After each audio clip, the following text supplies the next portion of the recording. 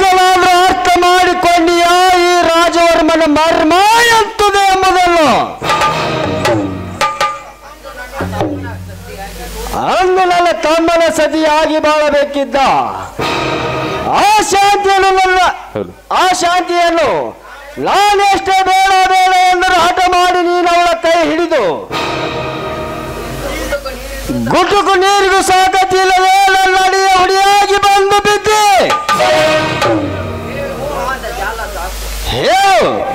ಮೋಹದ ಜಾಲ ಸಾಕು ಯಮನ ಬಾಗಿಲಬೇಕು. ರಾಜವರ್ಮ, ಮೋಸದಿಂದ ನನ್ನಕ್ಕೆ ಹೊತ್ತು ತರಿಸಿ ಕಟ್ಟಿ ಹಾಕಿರುವೆಯೋ ಅದಮ?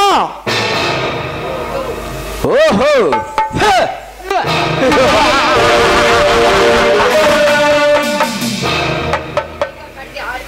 ನಿನಗ ಕಟ್ಟಿ ಹಾಕಿರುವ ವಿಷಯ ಹೇಳಬೇಕು ತಾನೇ ರಾಮಚಂದ್ರ?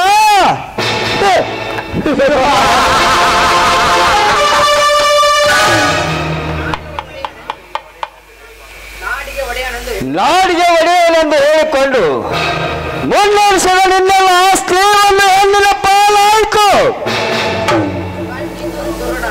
ಕಣ್ಣಿದ್ದು ಕುರುಡನಾಗಿ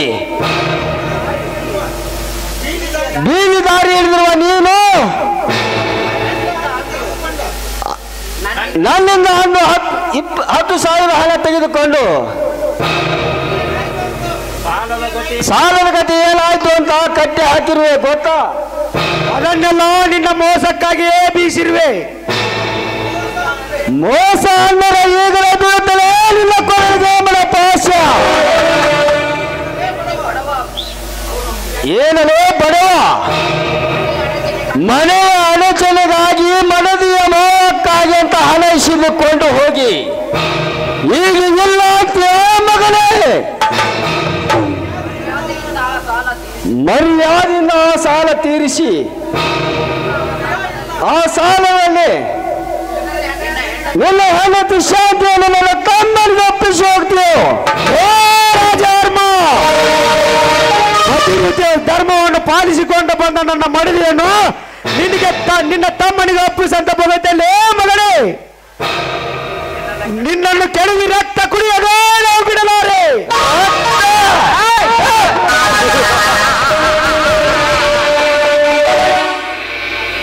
ಗುಟುಕು ನೀರಿಗೂ ಸಹ ಗತಿ ಇಲ್ಲದೆ ಸಾಯಲು ಸಿದ್ಧನಾದ ನಿಂತಿರುವ ನೀನು ನನ್ನ ರಕ್ತ ಎಲ್ಲಿಂದ ಕೊಡ್ತಿಲ್ಲ ಬಡ. ನಾನೇ ಈಗ ನಿನ್ನ ಹೆಂಡತಿಯನ್ನು ನಿನ್ನ ಕಣ್ಣೆದುರಿಗೆ ಕೈ ಹೊತ್ತು ತರಿಸಿ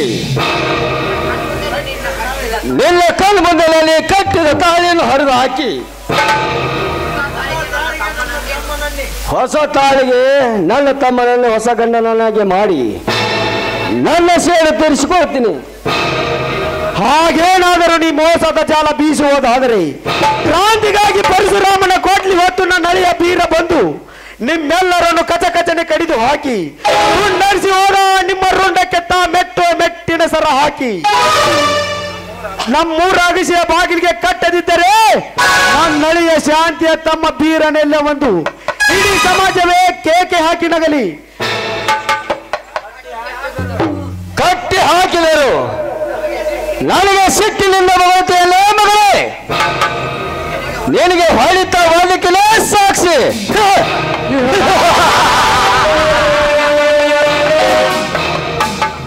ಅಮ್ಮ ಅಮ್ಮ ಕಟ್ಟಿ ಹಾಕಿ ಹೆಂಗಸರಂತೆ ಹೊಡೆದು ನಿನ್ನ ಸೇಡು ತೀರಿಸಿಕೊಳ್ಳುವ ನೀನೊಬ್ಬ ಕಾಣಿಸಲೇ ಸಣ್ಣ ಗಂಡ ಸಾಗಿ ನನ್ನನ್ನು ಬಿಚ್ಚಿ ನೋಡದೆ ಆವಾಗ ತಿಳಿಯುತ್ತದೆ ನಿನ್ನ ಗಂಡಸ್ತನ. ರವಿವರ್ಮ, ಬೇಗ ಗಿರಿಜನರೊಂದಿಗೆ ಹೋಗಿ ಆ ಶಾಂತಿಯಲ್ಲಿದ್ದರು ಎಲ್ಲೇ ಇದ್ದರೂ ಅವಳು ಹತ್ತು ತಂದು ನಿನ್ನ ಆಸೆ ಪೂರೈಸಿಕೊಂಡು ಬಿಡು. ಇದೇ ನಿನಗೆ ತಕ್ಕ ಸಮಯ. ಹೌದು ರಾಜ, ನಾವೆಲ್ಲ ಹೀಗೆ ಇವರ ಕಥೆ ಕೇಳುತ್ತಾ ಕುಳಿತರೆ ಬಹುದಿನದ ಆಸೆ ತುಂಬಿದ ರೆಂಬೆ ನಮ್ಮ ಕೈ ಸಿಗಲಾರಳು. ಹೌದು ರಾಜ, ಈ ಗುಡ್ಡದಲ್ಲಿ ಬೆಳೆದು ನಿಂತ ಇವ್ರ ತಮ್ಮ ಇದ್ದಾನೆ ಅಂತ ಸಂಶಯದ ಸುದ್ದಿ ಇದೆ. ಇದಕ್ಕೂ ಮುನ್ನ ನಿಮ್ಮ ಕೆಲಸ ಆಗಲಿ.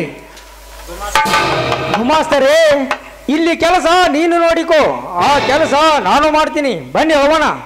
ಏ ಸಿರಿವಂತ ಕುಂಡಿಗಳೇ, ಹಾಗೇನಾದರೂ ನೀನು ನನ್ನ ಶಾಂತಿಗೆ ಮಾಡುವುದಾದ್ರೆ ಮೊದಲು ನನ್ನನ್ನು ಕೊಂದು ಹೋಗ್ಲಿ, ಅದನ್ನ ನನ್ನ ಕಣ್ಣಿಗೆ ಹಾಕ್ಬೇಡ್ರಿ.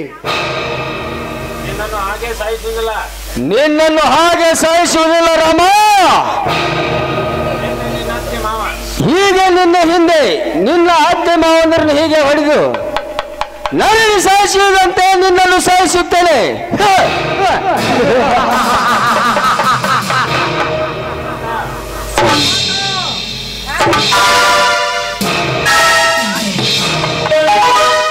ಏನಿದು ನಿಮ್ಮ ಸ್ಥಿತಿ? ಏನಿದು ನಿಮ್ಮ ಮೈ ಕೈಗಳಿಗೆ ಬಾಸುನೆಗಳು? ಯಾವ ಕಾರಣಕ್ಕಾಗಿ ಕಟ್ಟಿ ಹೊಡಿತಾ ಇದ್ದಾನೆ ಅಂತ ಹೇಳಿಕ? ಏ ಶಾಂತ, ಯಾತಕ್ಕೆ ಕಟ್ಟಿ ಹಾಕಿರುವೆನೆಂದು ನನ್ನನ್ನು ಕೇಳು. ಅದಕ್ಕೆ ನಿನ್ನಲ್ಲಿ ಉತ್ತರ ಸಿಕ್ಕರೆ ಈಗಲೇ ನಿನ್ನ ಗಂಡನನ್ನು ಬಿಟ್ಟು ಬಿಡುತ್ತೇನೆ. ನಿನ್ನಿಂದಲೇ ಆ ಕೆಲಸ ಸಾಧ್ಯ ಇಲ್ಲ ಎಂದರೆ ಇನ್ನು ನಿನ್ನ ಜೀವಂತ ಇಬ್ಬರು ಸಾಯಿಸಿ ಬಿಡ್ತೀನಿ. ಅದೇನಿರುವುದು ಹೇಳಿ ಧನಿಕರೇ, ನಾನು ನನ್ನ ಕೈಲಾದ ಮಟ್ಟಿಗೆ ಸಹಾಯ ಮಾಡಿ ನನ್ನ ಗಂಡನ ಪ್ರಾಣವನ್ನು ಉಳಿಸ್ಕೊಳ್ತೀನಿ. ಈ ನಿನ್ನ ಹಿಂದೆ ನಿನ್ನ ಗಂಡ ಎಲ್ಲ ಆಸ್ತಿಯನ್ನು ಹೆಣ್ಣಿಗಾಗಿ ಕಳೆದುಕೊಂಡಿದ್ದು ನಿಜನಾ? ನಿಜ. ಅದೇ ಹೆಣ್ಣಿಗಾಗಿ ನನ್ನಿಂದ 10,000 ಒಯ್ದು ನಿನ್ನ ಗಂಡ ಸಾಲ ಒಯ್ದು ಈಗ ಇಲ್ಲ ಅಂತಾನೆ. ಅದನ್ನು ಬಡ್ಡಿ ಸಮೇತ ನೀನು ಕೊಟ್ಟು ನಿನ್ನ ಗಂಡನನ್ನು ಬಿಡಿಸಿಕೊಂಡು ಹೋಗ್ತೀಯೋ ಇಲ್ಲ ನಿನ್ನ ಶೀಲ ಮಾಡಿಕೊಂಡು ಹೋಗ್ತೀಯೋ? ಸಾಲ ಕೊಟ್ಟಿರುವಂತ ಪರಸ್ತ್ರೀ ಹೆಣ್ಣಿಗೆ ಸಿಕ್ಕಂತೆ ಮಾತಾಡ್ತೀರಲ್ಲ ಪಟ್ಟಿ ಮಗನೇ. ನಾನು ನಿನ್ನತ್ತ ಸಾಲಗಾರರ ಸೂಳೆ ಆಗೋದಕ್ಕೆ ನಿನ್ನ ಅಕ್ಕ ತಂಗಿ ಅಂತ ಹೆಣ್ಣಲ್ಲ ಈ ಶಾಂತ. ಸಾಲ ಕೊಟ್ಟವರು ಋಣವನ್ನು ತೀರಿಸಿ ಆ ಹಣದಲ್ಲಿ ಹೆಣ್ಣಿನ ಮೈಸಿಕೊಂಡು ಉಣ್ಣವ ನಿಮ್ಮಂಥ ಮುಟ್ಟಾಳವನ್ನು ಮೆಟ್ಟಿನ ಹುಡಿಯುವ ಕರಂಜಿ ಗಂಗವ್ವನ ಮಗಳು ನಾನು.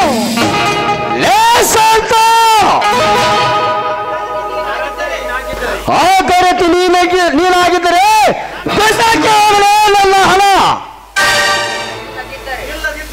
ಇಲ್ಲದಿದ್ದರೆ ಹಣ ಆಡಿದ್ದನೆ ಮಾಡಿ ತೋರಿಸುವೆ. ಎಚ್ಚರವಿರಲೆಂದು ಹುಚ್ಚತ್ತು ಹಾರಾಡಬೇಡಲೇ ಭಂಡ. ತೆಗೆದುಕೋ ನನ್ನ ಗಂಡ ಕಟ್ಟಿದ ಚಿನ್ನದ ತಾಳಿಯನ್ನು. ಇದರಲ್ಲಿ ನನ್ನ ಗಂಡ ಮಾಡಿದ ಸಾಲವನ್ನು ತೀರಿಸಿಕೊಂಡು ಮರಳಿ ನೀನೇ ನನಗೆ ಹಣ ಕೊಡಬೇಕು. ಒಂದು ಇಲ್ಲ ಆ ಸಾಲದಲ್ಲಿ ಬಿದ್ದು ಸಾಯಿ. ಶಾಂತ, ನಾನಿನ್ನು ಜೀವಂತ ಇರುವಾಗಲೇ ನಾನು ಮಾಡಿದ ಸಾಲಕ್ಕಾಗಿ ನಾನು ಕಟ್ಟಿದ ಚಿನ್ನದ ತಾಳಿಯನ್ನು ಹರಿದುಕೊಟ್ಟೆಯಾ? ಯಾಕೆ ಚಿಂತೆ ಮಾಡಿ ಕಣ್ಣೀರು ಸುರಿಸ್ತಾ ಇದ್ದೀರಾ ಸ್ವಾಮಿ ನೀವು? ನನ್ನ ಕಣ್ಣು ಮುಂದೆ ತಾಳಿ ಇಲ್ಲದ ನೀವೇ ಜೀವಂತವಾಗಿರುವಾಗ ನಿರ್ಜೀವ ತುಂಬಿದೆ ಈ ತಾಳಿ ಅವಶ್ಯಕತೆ ನನಗಿಲ್ಲ. ಈ ತಾಳಿ ಇಲ್ಲದೆ ಕುಂಕುಮದಿಂದ ಸದಾ ಮುತ್ತೈದೆಯಾಗಿ ಸಾಯುತ್ತೀನಿ ವಿನಃ ಈ ಚಾಂಡಾಲನ ಸೂಳೆ ಆಗೋದಕ್ಕೆ ನಾನು ಇಷ್ಟಪಡುವುದಿಲ್ಲ. ನಮ್ಮ ಮನೆ ಧರ್ಮ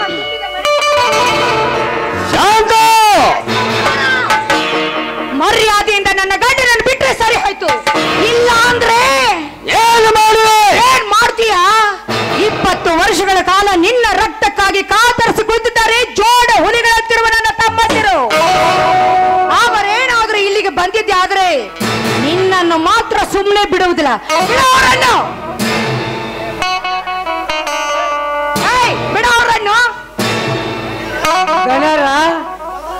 ಮೊದಲು ಬಿಟ್ಟು ಬಿಡ್ರಿ ಅಪ್ಪ ಇವ್ರನ್ನ.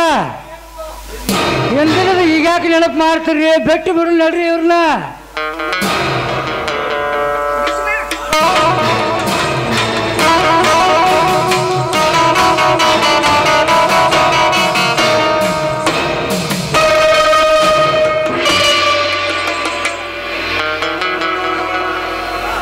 ಬಾ ಶಾಂತ ಬಾ, ಪತಿರಿತಿಯಾದ ನಿನಗೆ ತಾಳಿ ಭಾಗ್ಯ ಕೊಡ್ತೀನಿ.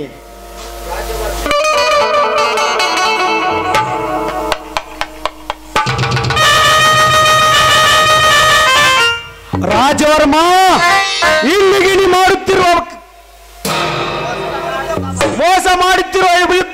ತಂಟೆ ಎಂದು ತಿಳಿಯಬೇಡ. ಇಲ್ಲಿಂದಲೇ ಆರಂಭ. ಹುಳಿಯಿಂದಲೇ ನಿಮ್ಮಣ್ಣ ತಮ್ಮಂದಿರನ್ನು ಪಾಲಿಸಿ.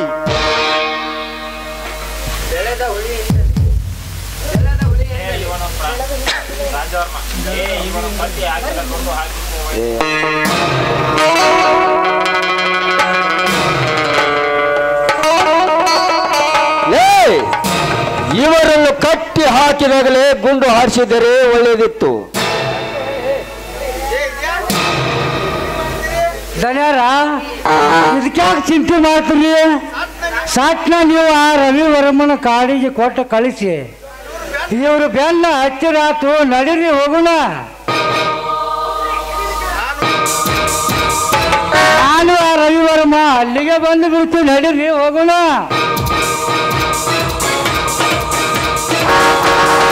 ಬಾಬಾ ಏನು ಬದಾಮಿ ಬನಶಂಕರಿ ಜಾತ್ರೆ ಗದ್ಲ ಅಂತಾನೆ. ಅವನವನು 24 ತಾಸು ಡ್ಯೂಟಿ ಮಾಡಿ ಬುದ್ಧಿ ಅನ್ನೋದು ಬರೀದಾಗ ಹೋಗೈತೆ. ಬಿಟ್ಟು ಹೊಂಟೆಲ್ಲ ನನ್ನ ಹಳ್ಳಿ ಹುಡುಗಿ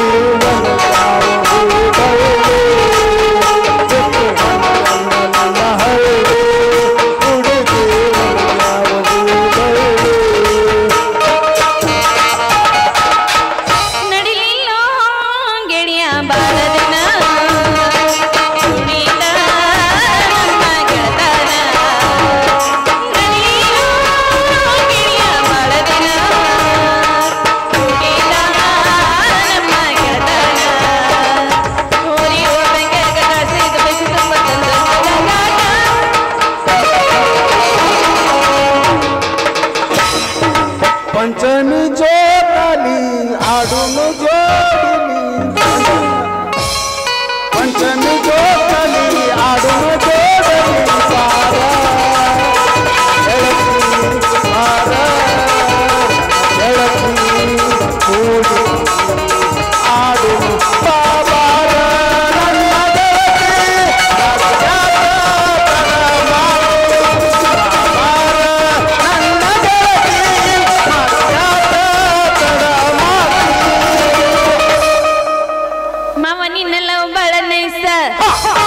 ಬಿಟ್ಟಿ ಹುಡುಗಿ ಚಾನ್ಸ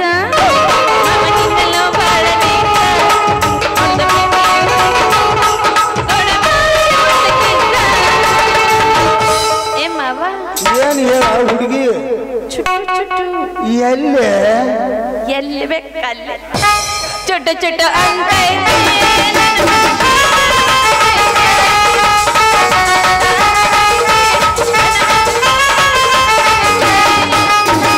ನೀನು ಮಾಲಾಸ್ರ ಪೀಸ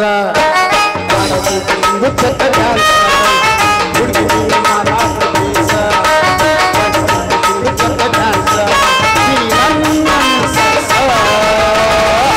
ಏ ಹುಡುಗಿ ಗಬು ಗಬು ಎಲ್ಲ ಅಲ್ಲೇ ಮತ್ತೇನು ನಕತೈತಿ ಚುಟು ಚುಟು ಚುಟು ಚುಟು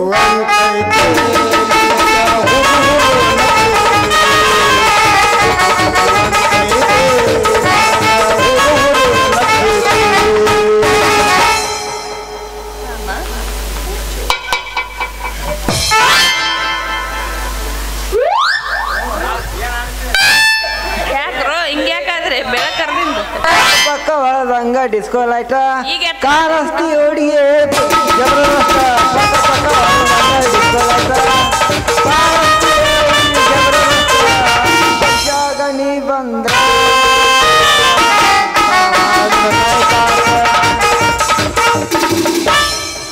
ಪಕ್ಕ ಪಕ್ಕ ಲೈಟ್ ಹಾಕರೆ ನೀ ಏನು ವೋಲ್ಟೇಜ್ ಬಲ್ಪ್ ಅಲ್ಲಪ್ಪ ಪಕ್ಕ ಪಕ್ಕ ಪಕ್ಕ ಅಂದ ಹತ್ತೊತ್ತಿಗೆ ಬೆಳಕು ಹರಿತೈತಿ ಬೇಡ ಹುಡುಗಿ ಹಿಂಗ ಗರ ಗರ ನಾಳೆ ನಿನ್ನ ಉಡಿಯ ತುಂಬಿ ಕಳಸತಾರ ಕರಿಲಾಕ ಬಂದಾಗ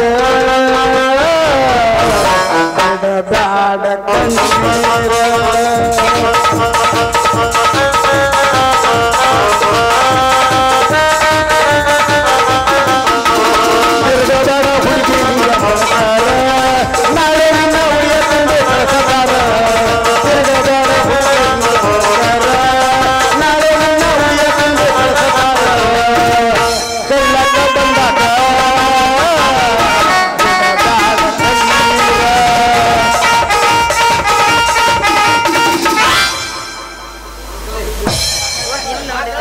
ಇಲ್ಲಿ ನೋಡಿದ್ರಿ ಅಲ್ಲಲ್ಲ ನೀವು ಹೊರಟಿದ್ದು ಸೂಟಿಗ ಅಥವಾ ಡ್ಯೂಟಿಗ?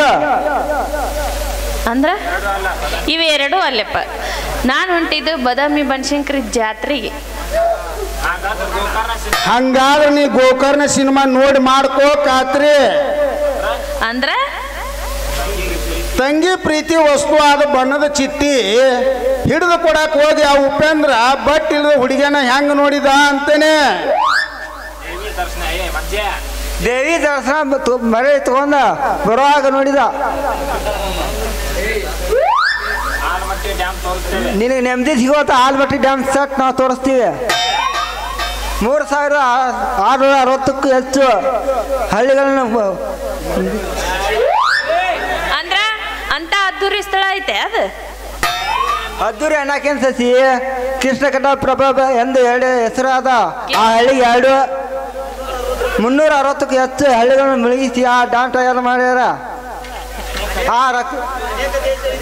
ಅನೇಕ ದೇಶ ವಿದೇಶಿಯರು ನೋಡುವಂಥ ಸ್ಥಳವಾಗಿದೆ. ಅಲ್ಲಿ ಬಂದ್ರೆ ಪಟ್ನ ಹೋಗ್ಬಿಡು ನೋಡಿ. ನಿರ್ಜೀವ ತುಂಬಿದ ಆ ಚಿತ್ರಕಲೆಗಳಲ್ಲಿ ಜೀವಂತವಾಗಿರುವಂತೆ ಕಲಾಕೃತಿ ತುಂಬಿವೆ. ಹೌದಾ? ಹಂಗಾದ್ರೆ ಮುಂದೆ ಹಾಗ ಮೆಲ್ಲಡನೆ ಆ ಗಾರ್ಡನ್ ಸುತ್ತುತ್ತಾ ಹೋದರೆ ಸೇಬು ಹೂ ಬಾಳಿಗಳ ವನದಲ್ಲಿ ಗೋಪಿಕಾ ಸ್ತ್ರೀಯರು ಅರಬತ್ತಲೆಯಾಗಿ ಸ್ನಾನ ಮಾಡುತ್ತಿದ್ದಾರೆ. ಅವ್ರ ಜೊತೆ ಯಾರು ಇದ್ದಿದ್ದಿಲ್ಲನ? ಇದ್ದಾನಲ್ಲ ಕಿಡಿಗೇಡಿ ಕೃಷ್ಣ. ಅವರು ಕಳೆದಿಟ್ಟು ಎಲ್ಲ ಬಟ್ಟೆಗಳನ್ನು ಬಿಚ್ಚಿ ಕಳು ಮಾಡ್ಕೊಂಡ ಪಕ್ಕದಲ್ಲಿ ಇದ್ದ ಆಲದ ಮರದ ಬೆನ್ನು ಏರಿ ಕೊಳಲು ಉರುತ್ತಾ ಕುಳಿತಿದ್ದಾನೆ. ಅಯ್ಯೋ ಪಾಪ. ಅವಾಗ ಸ್ತ್ರೀಯರು ಏನ್ ಮಾಡ್ತಿದ್ರು? ಇವ್ರು ಇಲ್ಲೇ ಮಡಿವಿನಲ್ಲಿ ಕುಳಿತುಕೊಂಡ ಎದುರ ಬಡ್ಕೊಂಡ, ಹೇ ಕೃಷ್ಣ, ನಮ್ಮ ಅಪರಾಧವನ್ನು ಮನ್ನಿಸು, ನಮಗೆ ಸೀರೆಯನ್ನು ಕೊಡು ಎಂದು ಹೇಳ್ತಿದ್ರು. ಮತ್ತ ಆ ಸ್ತ್ರೀಯರಿಗೆ ಸೀರೆ ಕೊಟ್ಟನ ಇಲ್ಲ? ಹಂಗ ಹೆಂಗ್ ಕೊಡ್ತಾನ? ನೀರು ಬಿಟ್ಟು ಹೊರಗೆ ಬಂದು ನನಗೆ ಎರಡೂ ಕೈ ಜೋಡಿಸಿ ಮುಗಿರಿ ಅಂತೇಳಿ ಕೈ ಮುಗಿಸ್ಕೊಂಡು ಅವ್ರವ್ರ ಬಟ್ಟಿ ಅವ್ರವ್ರು ಕೊಡ್ತಾನ. ಅಲ್ಲ, ಹಂಗಾದ್ರ ಆ ಹೆಣ್ಣಿನ ಮಾನ ಹೋಗ್ಲಿಲ್ಲೇನ? ಅದ್ಯಾಂಗ ಹೋಗ್ತತ ಶಶಿ? ಪರಮಾತ್ಮನ ಜ್ಞಾನ ದೃಷ್ಟಿಯಲ್ಲಿ ಅವರು ಮೈತುಂಬ ಎಲ್ಲ ಅರಿವೆ ಇರ್ತದಂತೆ. ಇದೆಲ್ಲ ಕೃಷ್ಣನ ಲೀಲೆ. ಹೌದಾ? ಹಂಗಾದ್ರೆ ಅದಕ್ಕೆ ಕೃಷ್ಣ ಜಲಭಾಗಿ ಅಂತ ಕರೀತಾರ. ಸಾಕ್ನ ಪಾಟ್ನ ಹೋಗ್ಬಿಡ ನೋಡ್ರಿ. ಯವ್ವ ನಿನ್ನ ಕಿಸ್ನ ನಡಿಯಪ್ಪ ಹೋಗೋಣ. ನಡಿ ಹೋಗೋಣ ಹಂಗಾರ ಬದಾಮಿ ಬನಶಂಕರಿ.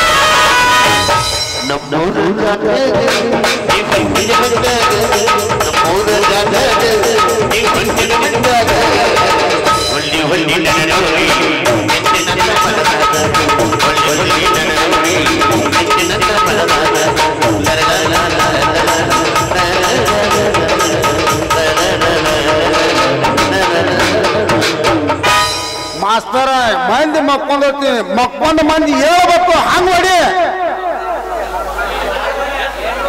ಬಾರ